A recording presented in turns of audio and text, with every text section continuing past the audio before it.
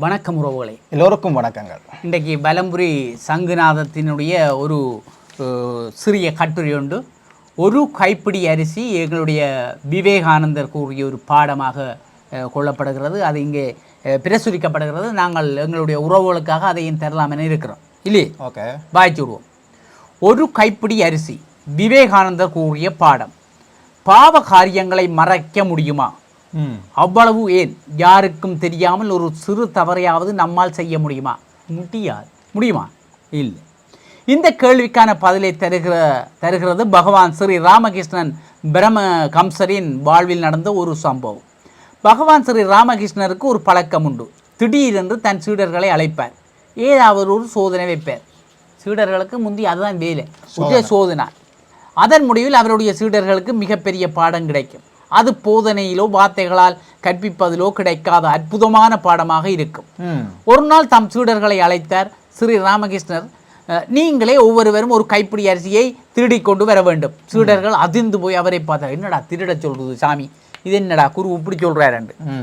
வெளி இடங்களில் அல்ல, உங்கள் சொந்த வீட்டிலிருந்து ஒரு கைப்பிடி அரிசியை திருடி கொண்டு வர வேண்டும். ஆனால் ஒரு நிபந்தனை, நீங்கள் திருடுவது உங்கள் வீட்டில் இருக்க யாருக்கும் தெரியக்கூடாது. திருடுறா தெரியாதாடா போடுவோம், தெரிஞ்சால் திருட்ட இல்லை தானே.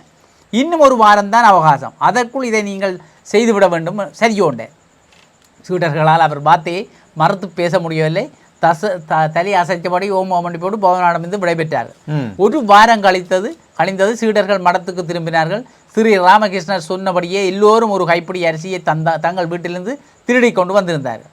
ஒரு சீடரை தவிர அந்த சீடரிடம், நீ ஏன் உன் வீட்டிலிருந்து அரிசியை திருடி கொண்டு வரவில்லை என்று கேட்டார். என்னால் என் வீட்டில் திருட முடியவில்லை. இல்லையோ அரிசி, அதுதான் ஏன் என்று கேட்கிறேன்.